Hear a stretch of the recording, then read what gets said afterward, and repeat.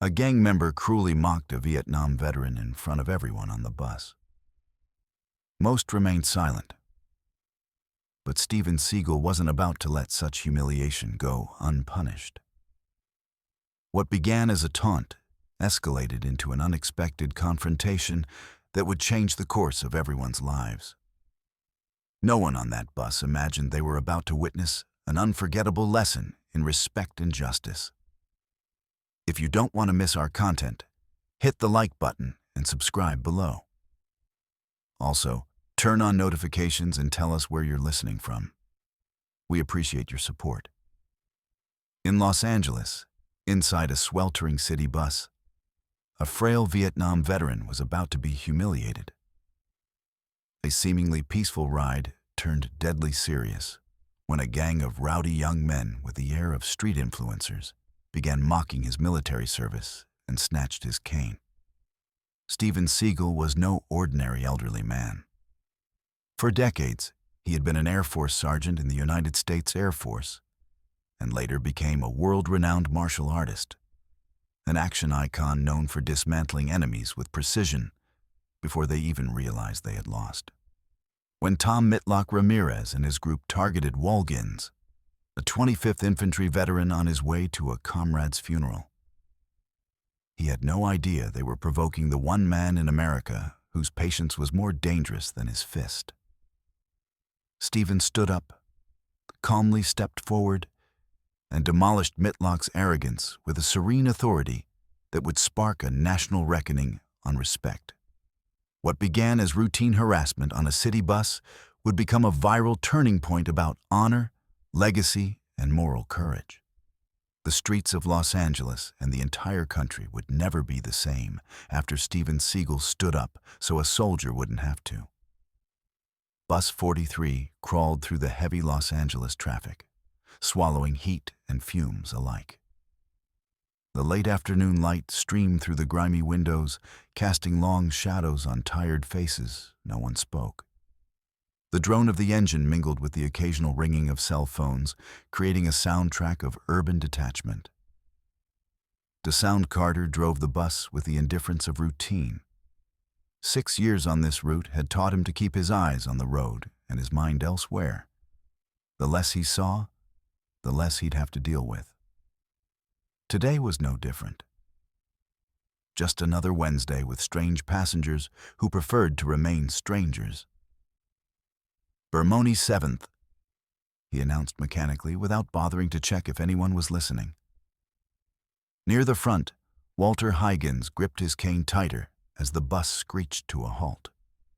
Pain shot through his right knee, his bad one, the one that still bore embedded shrapnel from a forgotten battle in a jungle whose name Americans could barely pronounce anymore. His Vietnam veteran's cap sat low on his weathered face, as faded as the memories most held of that war, just like the lack of recognition in the eyes of the younger ones when he wore it. Wall had his routine: the 3:45 bus to the Veterans Clinic on Thursdays and the 4:30 back to his one-bedroom apartment where no one was waiting for him. But that day was Wednesday. That day he was going to the funeral of his friend Mika, another one gone, another flag-draped coffin, another gathering where the crowd grew smaller and smaller. 3 seats behind Walt, Erica Mendoza reviewed medical records on her phone. She had been working 12 hours of what should have been an 8-hour shift as a nurse. Her uniforms felt like sandpaper against her skin. Her eyes, surrounded by dark circles, revealed that she had seen too much suffering for only 34 years old. She took a sip of coffee as she watched the screen. The video she had recorded on that very bus had already gone viral. The view counter had surpassed 1 million. Comments were multiplying, veterans sharing their experiences, people tagging family members who had served. Respect in today's world. One comment in particular caught her attention. "I was there. I saw it with my own eyes." What the video doesn't fully show is that veteran's dignity. He never lost it, even when he was being humiliated. And Steven Seagal didn't just defend him, he honored him, We need more of both of them. Erica nodded silently. It was exactly like that. Her phone rang. A local news station wanted an interview. She politely declined. This wasn't about her, it was about Walt. About Steven, about Mickey Desmond, who was no longer there to see his friend defended, about the little girl with the toy soldier, about a moment on a city bus that somehow captured the essence of respect and dignity. As they paid the coffee bill and prepared to leave, Rose approached the counter. "You're the one who posted the video, right?" she asked. "I recognized you in the footage."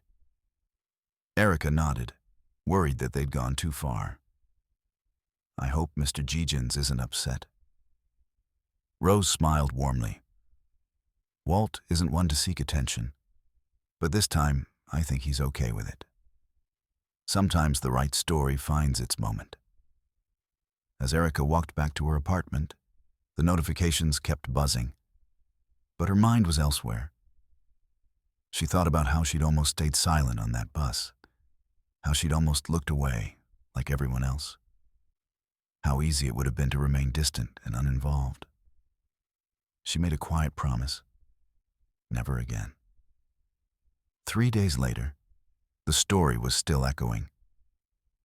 Tilak, identified by internet users as Tommy Ramirez, he had issued a public apology after the overwhelming backlash. His initial defiance crumbled in the face of universal condemnation, replaced by what appeared to be genuine remorse. He had contacted Walt through intermediaries, asking to apologize in person. Walt agreed to meet with him, but privately, away from the cameras. "The goal is not to humiliate the young man," he explained to reporters stationed outside his modest building. "It's to help him understand." Steven had returned to his routine, declining interviews with his characteristic humility. "This isn't about me," was his only statement, relayed by his representative. "It's about how we treat our veterans, our elders, and each other. That's the conversation worth having." But perhaps the most surprising thing came from Maya and her toy soldier. The image of the little girl offering it to Walt had been captured in Erica's video and struck a chord.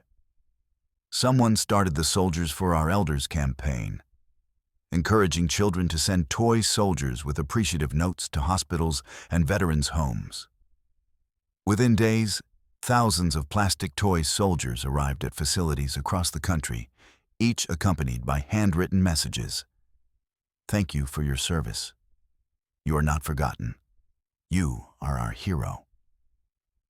The veterans' reactions, surprise, emotion, gratitude, were documented and shared, creating a ripple effect of connection between generations. Weens never considered himself a hero. In Vietnam, he had done what so many others had done: survive. He had carried wounded comrades on his shoulders. He had spent entire nights in the rainforest with fear clinging to his skin like a second layer. And although the scars on his body were visible, the real ones, those on his mind, never fully healed. Now, sitting on that bus headed to the funeral of his best friend, Mickey Desmond, he felt the weight of loneliness more than ever. At each burial, the procession grew smaller. The veterans fell one after another, and with them, a generation that had never received the recognition it deserved slowly faded away. His cane was more than just physical support. It was a symbol of the continuous battle to stay on his feet, even when the world seemed to forget. That day, however, someone wasn't about to let them forget him. Steven Seagal watched everything from his seat near the aisle. His gaze was calm. But inside, a simmering indignation seethed. He had seen too many times how young people mistook arrogance for bravery, and how true heroes were treated with indifference or contempt. When the gang started mocking Walt's hat and one of them snatched his cane, the silence of the bus was shattered. "Hey, look at me!" Tlock shouted, raising the cane as if it were a trophy. The old soldier needs his crutch to walk. The laughter of his friends echoed in the thick air. Some passengers lowered their gaze, others pretended not to hear. No one moved, except Steven. He stood up slowly, as if he were in no hurry, and walked toward the boy. His steps were firm, each movement imbued with a self-control that contrasted sharply with the latent violence in the atmosphere. He stood before Tlock without needing words. He simply looked at him. A cold, implacable gaze that pierced the bully's facade and reached directly into the frightened young man trying to hide behind the gang's mask. Tlock swallowed, but tried to maintain his composure. "What's up, old man? You want your cane back too?" he mocked, though his voice no longer sounded so firm. Steven extended his hand, calm, like a teacher addressing a student about to learn a painful lesson. "Give it back." He didn't say it as an order, as a plea. It was an undeniable truth. The silence on the bus became absolute. Even the engine seemed to hold its breath. He tried to laugh, but the trembling in his hands betrayed him. Finally, he lowered his head and returned the cane to Walt. "It was just a joke," he murmured, more to justify himself than to convince anyone else. Steven didn't reply, only leaned slightly toward him and said in a low but clear voice, "A man is measured by how he treats those who have already given everything. Don't forget that." The words hung in the air, heavy as lead. Walt, tears welling in his eyes, clutched the newly recovered cane tightly. It wasn't just an object. It was the dignity they had tried to steal from him.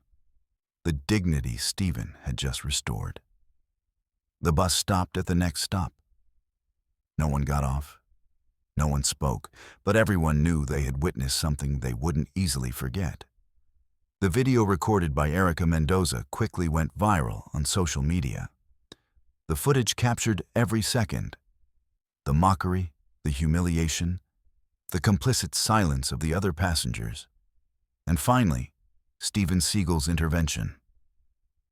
The comments multiplied into the thousands. "This is true respect. That veteran deserves more than just a simple thank you." Steven Seagal showed how it's done, without violence, just with presence. The story spread like wildfire. Local news stations broadcast it that very night. The next day, national networks were already talking about the Bus 43 incident. It was discussed on talk shows, at veterans' forums, and even in high school classrooms, where teachers used it as an example of civic duty and honor. Meanwhile, Walt didn't understand why his face was everywhere. He just wanted to go to his friend's funeral. He wasn't looking for fame or headlines.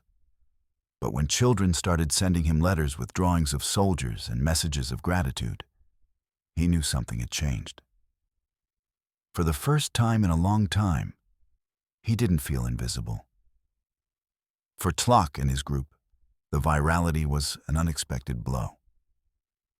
What began as a cruel prank ended up exposing them to national scrutiny. Their social media feeds were flooded with messages of condemnation, and at school, they were looked down upon with disdain. The gang leader soon broke down. He recorded a video, this time not mocking them, but apologizing. "I was wrong. I didn't know what I was doing. Mr. Jegens deserves respect, and I didn't give it to him. I'm sorry." Many doubted the sincerity of his words, but Walt accepted without hesitation. "We all make mistakes," he said calmly. "The important thing is to learn from them." That response surprised everyone. There was no hatred or resentment, only the firm voice of a man who knew that forgiveness was also a form of courage. For his part, Steven refused all interviews. Every time a journalist sought him out, he gave the same answer. "It's not about me." But Even though he tried to distance himself, he couldn't avoid recognition. For many, he was the symbol of a forgotten courage, standing up when everyone else remained silent. A columnist wrote in the local newspaper, "Steven Seagal didn't give a speech or throw a punch. He simply stood up and reminded everyone that respect is non-negotiable. In times like these, that's a revolutionary act." The city began to see him as a silent guardian, a man who didn't need uniforms or cameras to make a difference. And Walt, who had previously walked with his head down, now held his gaze high. Not because he sought attention, but because he knew there were still people who recognized the sacrifice of his generation. The days following the bus incident turned into a media storm that no one had anticipated. News programs featured panel discussions. Politicians, veterans, social activists, and even psychologists analyzed every angle of the video. For some, it was an example of civic duty and respect. For others, a symptom of the lack of values in the younger generation. In the midst of it all, Walgins tried to stay grounded. Every morning he received envelopes with thank you letters, many written by children who had never seen him, but who understood, even if only halfway, what his faded cap with the words "Vietnam better" embroidered on it meant. One of those letters touched him especially. It was from a 9-year-old boy who had written in shaky handwriting, "Thank you, Mr. Jiggins. My grandfather went to the war too, and I know he deserves respect as well. Don't let anyone take your cane from you again." Wal wiped his tears with the back of his hand and placed the letter next to the framed photo of Mika Desmond. "Look, brother," he whispered. "There's still hope." It wasn't long before the whole city knew that Tomlock Ramirez had publicly apologized, but words on camera weren't enough. Walt agreed to meet him in person at a small park near his building. Steven Seagal stood there a few steps away, silently watching. Not because he distrusted Tomlock, but because he wanted to make sure the lesson was thorough. The boy arrived nervously, his hands in his jacket pockets. He wasn't with his gang. There was no laughter or jeering, only the weight of shame reflected in his eyes. "Mr. Jiggins," he began hesitantly. "I'm sorry. I didn't know what I was doing. I wanted to seem strong in front of my friends. But all I did was humiliate someone who deserves respect." Walt looked at him for a long time before answering. His eyes, tired but firm, radiated an authority that didn't need to raise its voice. "Strength isn't measured by how you treat the weak, son. It's measured by how you stand up for what's right, even when no one else does." Silence fell between them. Clock lowered his gaze, and for the first time in a long time felt what it was like to hear words that pierced through excuses and went straight to the heart. Steven then approached, placing a hand on the young man's shoulder. "This moment is going to mark you, kid. You can continue down the path of excuses, or you can choose the path of respect. The decision is yours. But remember, decisions become destiny."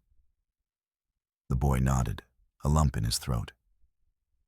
The story crossed the borders of Los Angeles. In cities like Chicago, New York, and Houston, campaigns began to be organized to support veterans on public transportation. Posters in stations and buses reminded people, "Respect those who gave everything for you." Even in Washington, senators and congressmen mentioned the case in speeches, highlighting the need for greater social awareness toward veterans. A political analyst on television said, "Interestingly, it wasn't a speech in Congress or a law that ignited this national conversation. It was a moment of dignity on a bus, captured by a cell phone and starring a man who simply decided to stand up." That man, of course, was Steven Seagal. Despite the avalanche of attention, Walt remained humble. He continued taking the same bus, sitting in his usual seat, cap in hand and cane leaning against his side. One afternoon, as he boarded the bus, a little girl stood up and offered him her seat. It was Maya, the little girl with the toy soldier. "It's for you, Mr. Jiggins," she said with an innocent smile. Walt accepted, touched. And as he sat down, Steven, watching from the back, understood that something had changed forever. Respect, however fragile, was being passed on to a new generation. Although he tried to stay away from the cameras, the press kept hounding him. For many, Steven had become the face of quiet courage. A reporter managed to intercept him as he left a gym. "Mr. Seagal, why did you do it? What motivated you to intervene on the bus?" Steven looked at him steadily and replied with his characteristic calm, "Because someone had to do it." And he kept walking without further explanation. That phrase went viral. On t-shirts, banners, and online posts, people repeated it. Because someone had to. It was more than a slogan. It was a reminder that the responsibility to act doesn't always fall on others. However, it wasn't all celebration. Some members of the gang that accompanied Tilak began to resent the public humiliation. One of them, nicknamed Spider, swore revenge. "That old guy and that Seagal guy don't know who they're messing with," he growled one night while drinking with other resentful young men. The atmosphere of tension began to grow, and although Steven remained calm, deep down, he knew the story wasn't over yet, because every act of justice attracts shadows, and this would be no exception. The streets of Los Angeles are unforgiving. What began as an isolated incident on a bus soon became a field of simmering tension. Although Tlak had apologized and was seeking redemption, not everyone around him was willing to accept this public defeat. For some of the gang's young members, respect wasn't earned through humility, but through fear. Spider, a tall, skinny kid with makeshift tattoos on his arms, was the first to step forward. "We're not going to let that veteran and that guy dressed as a hero get away with it," he spat at an impromptu meeting in an alley. "People think we're weak, and nobody can see us as weak." A murmur of approval rippled through the group. Although several hesitated to confront Steven Seagal directly, the fear of losing status within the gang was stronger. "So, what do we do?" one of the boys asked. Spider smiled coldly. "We'll pay them both a visit." Meanwhile, Weens was trying to resume his routine. He returned to his small apartment after attending funerals, therapy sessions at the Veterans Clinic, and his solitary walks with his cane. But something had changed. He no longer went unnoticed.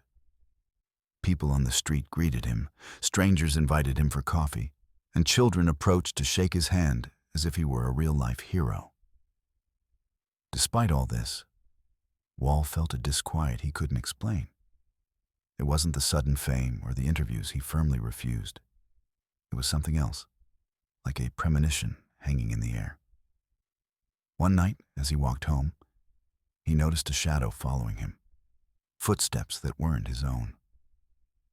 The street was almost empty, but the instinct he'd acquired in the war kicked in again. He gripped his cane tightly and turned sharply.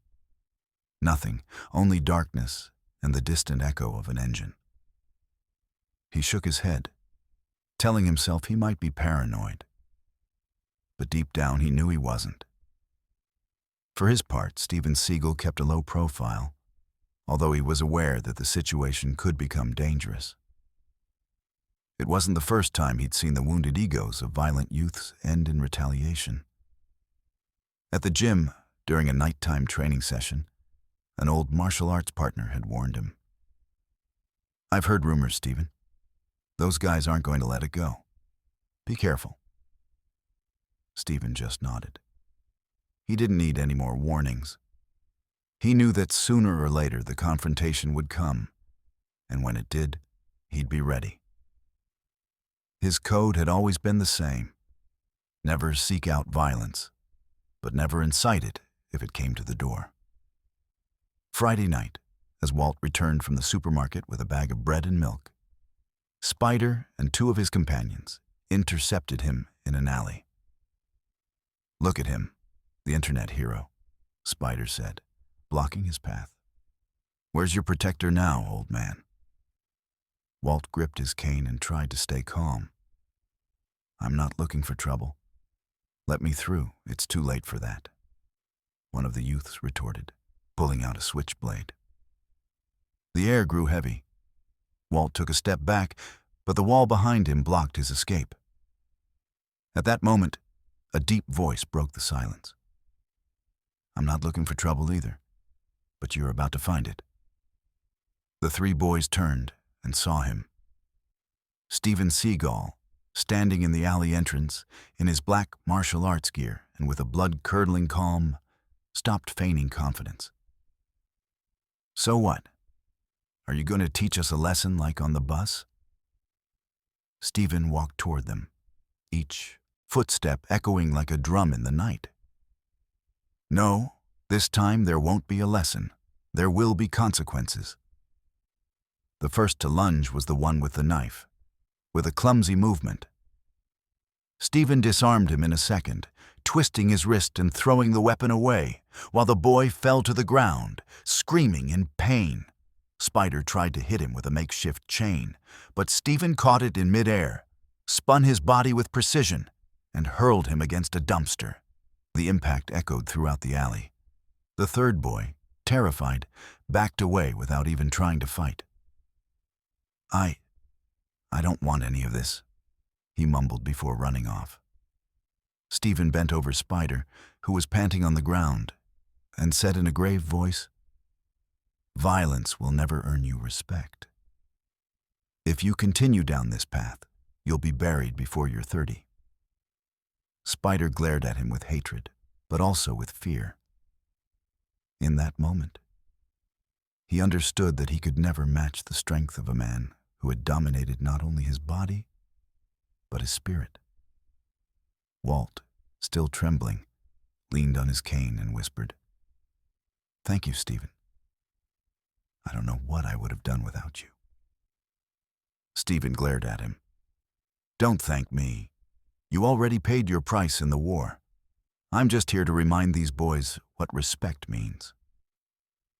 The next day, the story of the confrontation in the alley spread like wildfire. Some witnesses claimed that Steven had disarmed the young men without even breaking a sweat. Others exaggerated, saying the boys had run away before he could touch them. The truth was, the whole neighborhood began to see him differently, not as just any man, but as a silent guardian, someone willing to intervene when everyone else preferred to look the other way. But Steven knew the battle wasn't over yet. Spider and his crew were merely a symptom of a larger problem, a generation that had lost its sense of honor, sacrifice, and loyalty. And he was prepared to confront that shadow, even if it cost him everything. The tension on the bus had transformed into an eerie silence, as if all the passengers were trying to process what had just happened. The gangster, the one who minutes before had felt like he owned the place and the fear of others, now lay on the floor, his pride shattered and his gaze vacant. His companions, who had sworn to back down from no one, now slowly backed away, afraid to provoke Steven Seagal with any sudden movement. The Vietnam veteran, still gripping his cane tightly, watched the scene with a mixture of awe and gratitude.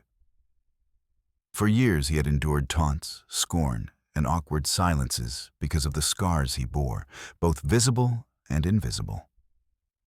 But that afternoon, on a simple bus ride, someone had decided enough was enough. Steven hadn't done it to be a hero, but because justice sometimes couldn't wait. A woman broke the silence with a soft clap. Then another person followed suit, and within seconds the entire bus erupted in applause. It wasn't just for the victory, but for the clear message. No one was going to allow someone who had given so much to be humiliated anymore. The veteran lowered his gaze, ashamed of the attention, but Steven placed a firm hand on his shoulder and whispered, "Walking with scars is nothing to be ashamed of, old friend. It's proof that you survived." The old man closed his eyes for a moment and took a deep breath, as if those words had brought down a wall he had carried for decades. The police arrived minutes later, alerted by calls from passengers. The wounded gangster was arrested along with 2 of his accomplices, while others fled before reaching the patrol car. The officers listened to the testimonies, but they quickly realized that the accounts matched. Steven had acted in self-defense and in defense of all the passengers. The younger officer looked at Steven with an admiring smile and said, "You don't see something like this every day. You prevented a greater tragedy." Steven didn't reply. He just nodded with the serenity of someone who doesn't seek recognition, but rather does what he believes is right. He got off the bus with the veteran, walking slowly into the sunset. The people on the sidewalk watched them as if they were part of an unforgettable scene. The kind of stories that are whispered so they are never forgotten. Before saying goodbye, the veteran asked him, "Why did you do it? It could have cost you dearly." Steven looked him straight in the eye, with a coolness that simultaneously conveyed respect, and replied, "Because in this world, if we allow them to laugh at those who gave us everything, tomorrow they'll laugh at all of us." The veteran nodded, moved to tears. That day, he had not only recovered the dignity stolen by a group of thugs, but he had also regained the certainty that there were still men willing to stand up for what was right. Steven walked away through the crowd with his firm stride, like a shadow that appeared when injustice tried to prevail. The sun was setting on the horizon, painting the sky orange and red, while the echo of applause still resonated in the memory of everyone who had been there. What happened on that bus didn't just stay in newspaper headlines or videos recorded by passengers. It became a story that traveled from mouth to mouth, a collective memory that reminded the city of courage, respect, and justice. They still had faces, and that face that afternoon belonged to Steven Seagal. As the days passed, the bus incident grew into something bigger than anyone could have imagined. News programs broadcasted on every local channel. Social media exploded with videos recorded by passengers, and within hours, the image of Steven Seagal confronting the group of thugs went viral. Some called him an urban hero, others compared him to a living legend who had decided to appear just when the city needed him most. But for Steven, all that noise was irrelevant. He continued with his life quietly, without seeking interviews or fame. However, the truth is that that gesture had ignited a spark. The Vietnam veteran, who had always been a withdrawn man, began to walk the streets with his head held high. For the first time in years, neighbors greeted him with respect. Some young people even approached him to listen to his stories that had previously been ignored, but that were now recognized as lessons in courage and resilience. The gangster who had started the harassment was sentenced to a long time behind bars. His reputation, built on fear and violence, crumbled after the entire neighborhood witnessed his humiliation at the hands of a single man's justice. His accomplices suffered the consequences as well. Some were arrested, others went into hiding, and several decided to abandon their life of crime, realizing that sowing terror wouldn't always win. One afternoon, while walking through a park, Steven came across the veteran sitting on a bench. The old man smiled at him and raised his cane in greeting. Steven sat down beside him in silence. They didn't need many words. The veteran, after a few seconds, said, Do you know what hurt me the most that day on the bus? It wasn't their jeers, it was everyone's silence. Stephen listened attentively. The old man continued. But when you stood up, I remembered something I'd forgotten on the battlefield. That you never fight alone. There's always someone willing to watch your back. Stephen, with his characteristic calm, replied, "Cowardice makes noise, but bravery leaves a mark." They both stood there watching the sunset. There was no need to say more. The veteran was no longer a broken man. Now he was a symbol of resilience and restored dignity. Over time, the story of the bus became a local legend. Children told it at school, adults repeated it at family gatherings, and every time an elderly person walked down the street, people remembered that respect should come before mockery. And all thanks to a man who had decided to act. Stephen never sought to be a hero, but that afternoon he had demonstrated something many had forgotten. That justice doesn't always depend on laws. Not written, but of the courage of those who are willing to rise when all seems lost. The city changed after that. The bus continued its daily route, but it was no longer just a means of transportation. For those who were there, it was a reminder that even the ordinary could become extraordinary.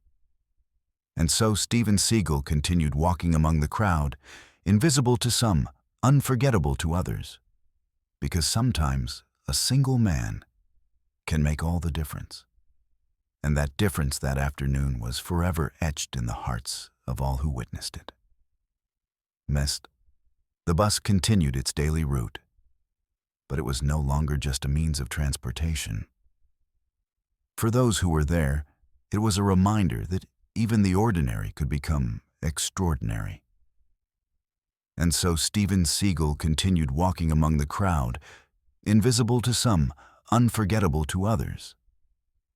Because sometimes a single man can make a difference, and that difference that afternoon was forever etched in the hearts of all who witnessed it. McMouse. The bus continued its daily route, but it was no longer just a means of transportation. For those who were there, it was a reminder that even the ordinary could become extraordinary. And so Steven Seagal continued walking among the crowd, invisible to some, unforgettable to others. Because sometimes a single man can make a difference. And that difference that afternoon was forever etched in the hearts of all who witnessed it.